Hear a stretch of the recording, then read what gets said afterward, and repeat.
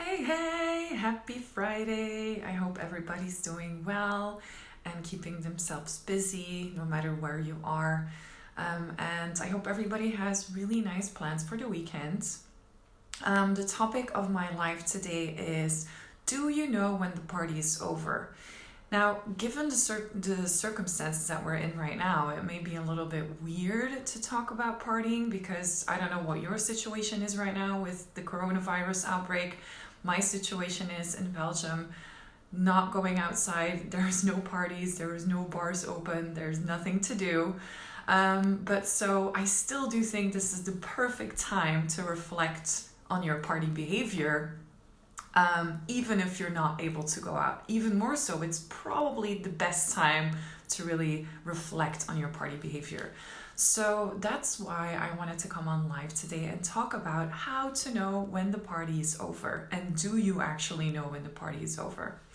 Now, today in this live, I want to share a couple of thoughts about why a lot of this behavior is based on automatic drive and why it's really easy for you to just keep doing that rather than changing something about your behavior. I also want to talk about 5 examples, kind of from my personal life, that will illustrate to understand when it's really time to go home and leave the party. I also want to talk about why, in my personal opinion, you should always go home before the lights go on. And last but not least, I want to talk about partying versus going on a bender, which the latter, in my opinion, is kind of what happens when blowing off steam, having FOMO, being in a guilt trip, and having anxiety make a baby. Okay, so first and foremost, I want to talk about the automatic drive. The automatic drive to just go party without thinking about anything else.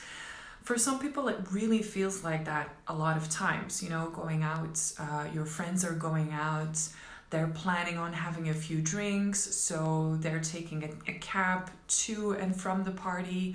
And so you're kind of like, might as well just join them. So you don't really think about it that much. And by the end of the evening, you may have spent, 30, 40, 50, 80 pounds, dollars, euros on having drinks for yourself and for your friends and taking a cab home. Now, as I said, automatically when you have this habit of being in a friend group and going out together, or you have been doing something like this for a while, it can really feel like an automatic drive, and it can really feel kind of difficult maybe to break through that. So I feel like a lot of times you just go out and you party and you just stick around because that's what you've always done and you're not really thinking about it that much.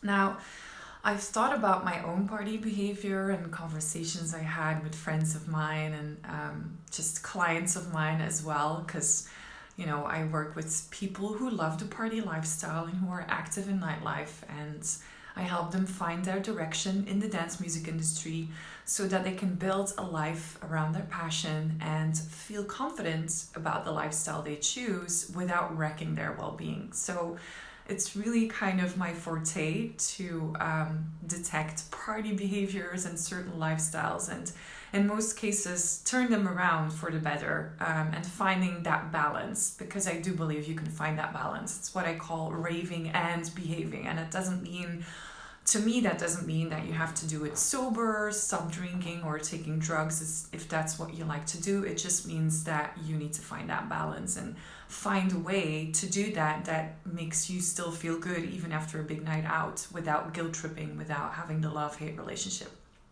Anyway, as I was saying, I was digging into my own life a little bit, and I came up with 5 examples of stuff that has happened to me, that I have seen happening, and when afterwards I really thought like, wow, it was really time to go home. I should have gone home sooner. Okay, so here we go.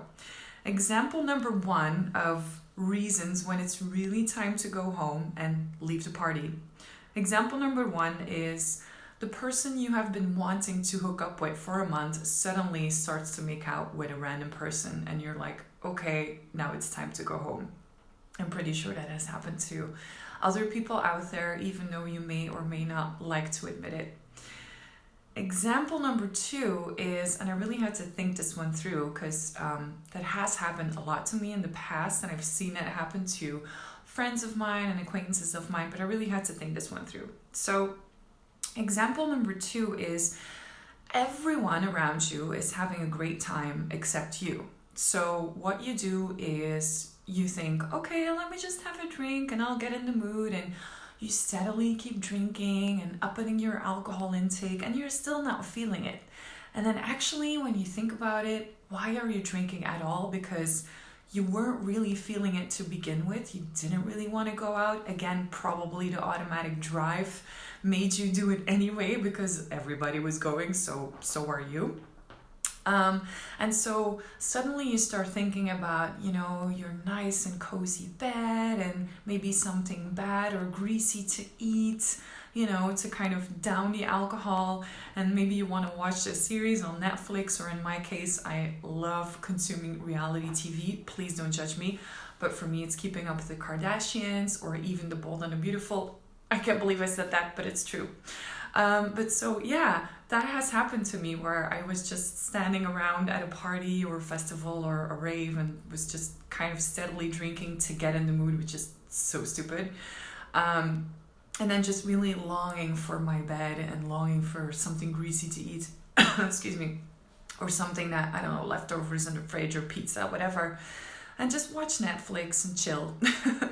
So when you have that feeling at a party, it's really time to go home. Example number 3 is you suddenly realize you may have consumed too much alcohol too fast, and you find yourself in a situation where you can't really speak to anybody anymore because you will sound like a drunk ass person, and you don't want to sound like that, like that, You're not making any sense anymore. So you kind of decide, okay, let me just take a little break, and you retreat to a little corner or a table and you kind of wait it out, take a breather and hope it will go away until somebody walks up to you and asks you if you are okay, like a random person that you don't even know. I mean, when that happens, you really know it's time to go home. So that was my example number 3. I'm not sure if this resonates with you. If it does resonate, give me a thumbs up, or if you want to drop your own examples in the comments below, please do. Don't leave me hanging here. I'm getting really personal, so please drop your comments in the comment section below if you want to join in on the conversation and enlighten me with some of your real life examples. Okay, so that was example number 3. Example number 4 is, and this has happened to me personally as well, you find yourself in someone's apartment kitchen and you don't even know the owner of this apartment. And you are scouring the room, you're scouring the kitchen to find an empty and clean plastic cup. And then you fail to find one, so you just grab the next one you can find and you just kind of rinse it out in the kitchen sink. And then you fill it up with, whiskey and Coke. That was usually my thing. And then it ends up being vodka and tonic because the whiskey and Coke has run out. And the vodka and tonic is pretty flat and lukewarm because it's been standing out for a really long time. But you feel like you really need to have another drink because you're really tired. It's already really, really early in the morning. You've been hanging out for way too long and you kind of need a little pick-me-up. Maybe you've already said no to somebody offering you a line of Coke or something else because you decided you didn't want to do drugs that evening, or you're not doing drugs at all. In my case, I sometimes do drugs when I go out just to kind of enhance my experience, but that's a different story. But so in my story, in this particular story, I've said no to the lines of Coke, and I was actually waiting for a friend of mine with whom I was planning on walking home because I had to walk home, and I was honestly dreading the walk home because it was already early and I was already starting to guilt trip. And so I was waiting for my friend, who actually disappeared in the bathroom for the second time to have sex with somebody, probably a different person. No slut shaming here, okay? Everybody can do what they want. But just so you know, me in that kitchen of a person that I didn't even know, trying to drink my lukewarm vodka and tonic. I wanted to be whiskey and Coke, and waiting for my friend to be done with her business and walking me home. When that happens, you really know it's time to go home because it's not fun anymore. Okay, and then example number 5 is also a very candid example. It's 5 a.m. in the morning or 6 a.m. and you're standing in the club and you're looking at your boyfriend's face and you're realizing, oh, your face is not looking so good. I think it's really time to go home. We had too much substances, like we had a lot of fun, but we have to go now. And also, not just my boyfriend, but realizing that if I would watch myself in the mirror, I would probably look even worse. So I don't want to do that. If you come to that point when you're watching your boyfriend's face or just anybody's face for that matter, and you really realize like, whoa, this is not a good face to have right now, then it's really time to go home. Anyway, again, if any of this resonates with you, just drop me an emoji in the comment section or just give me a thumbs up or a like or whatever. I can see some people are joining. That's really nice. Hello, people joining. Let me give you a little wave here. There we go. Yes. Now, I have another thing that I want to share with you, and this is something, in my personal opinion, that's really important. It's very important to me. And it's about why you should always go home before the lights go on. Now, the first time that happened to me, I think I must have been about 15 or 16. And it was really the very first party I think I attended. And I was living in this really small town, and we would have parties in the local cultural center, you know, like this building where everything basically happened, going from parties, raves, school functions, and book fairs, whatever. It was all in the same space. And I remember at some point I stayed out really late. I was 15, but honestly, like, my mom didn't really give an F. So I was just staying out as long as I wanted to.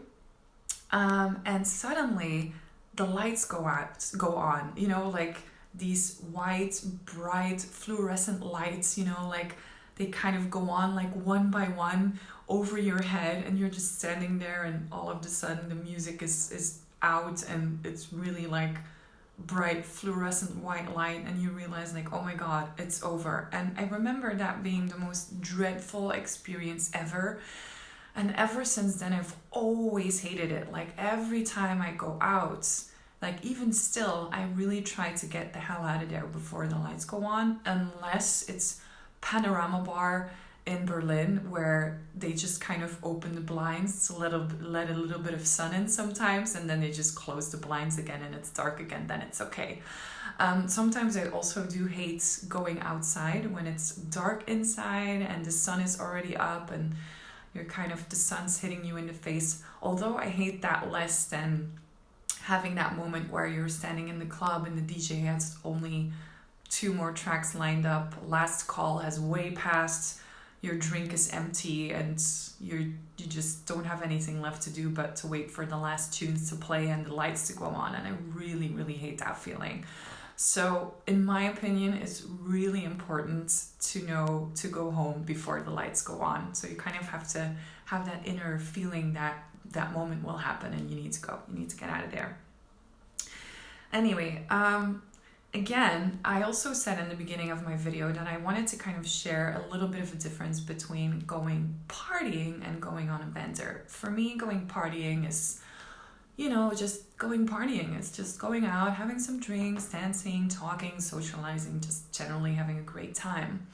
Going on a bender for me is something really different. It really feels like blowing off steam, FOMO, guilt tripping, like generally not giving a fuck about anything or everything and just wanted to forget about everything, and then guilt tripping after and having anxiety. And it's like when all those come together and they make a baby, that's a bender.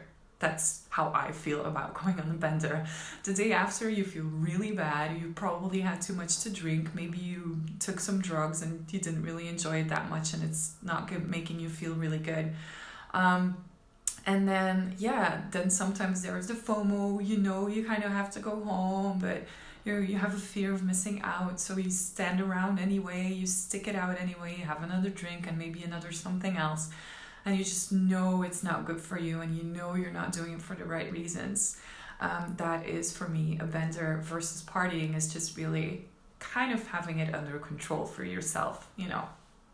Now, I really believe that it is absolutely possible to enjoy a party lifestyle without wrecking your health and your well-being. Now, it's really possible, and I'm like the perfect proof of that. I feel like I've managed that really nicely. It's really possible to find a balance in all of that. It's possible to, limit your alcohol intake, or even go party sober, or do it without the drugs, or just do it like every once in a while, maybe a couple of times a year. Do it with the right kind of people, and to really consciously choose when you go out, where you go to, what DJs or what DJs you want to go check out, or live sessions or producers, just to really pick and choose and just get a little bit more intentional about that. It's really possible to balance that and still live a healthy, energized, motivated, confident lifestyle outside of that, and get to work in time, or be sure to get up early enough for the kids, or to spend time with your family, or whatever it is that you plan to do the day after. Now, I can really help you with that, and that's one of the things that I do in my coaching practice, to make sure that you can be confident about the party lifestyle you choose, and really just have enough energy to get things done. And you do this by, first and foremost, uncovering any limiting beliefs that you may have about yourself and your life, and really reframe your narrative into a positive story. You also do that by really understanding where some of your guilt around your lifestyle may be coming from, and really moving past that, and understanding that what is actually holding you back is the thing that you need to understand in order to move forward. And also really learning to call out your own bullshit, to call out your excuses, and to really hold yourself accountable for your behavior, get really intentional about that, and understand that you're the one to choose, and you can choose again. Like, if you made a wrong choice, you can always choose again. So I really, really do believe it's absolutely possible to enjoy a party lifestyle and find balance in all of that without wrecking your health and well-being. And again, I've mentioned it in the beginning of this video, but it's what I call raving and behaving. So if you feel like you need some help with that, then you can definitely send me a DM. Know that I can help you. I have still a couple of spots left in my email consulting program. So if you're interested in that, or if you want to know all the other ways you can work with me, send me a DM and let's just talk, okay? Sending me a DM doesn't mean you're committing to anything. It just means that you're getting really intentional about just turning your life around and just finding that balance, and feel confident and happy about the lifestyle you choose, and really ensure that you can build a life around your passion that involves anything that you like. Anyway, I hope you enjoyed this video. If you did, give me a thumbs up. If you want to join in the conversation, just drop me a comment in the comment section below. And I will leave you for now and wish you a lovely weekend. Bye!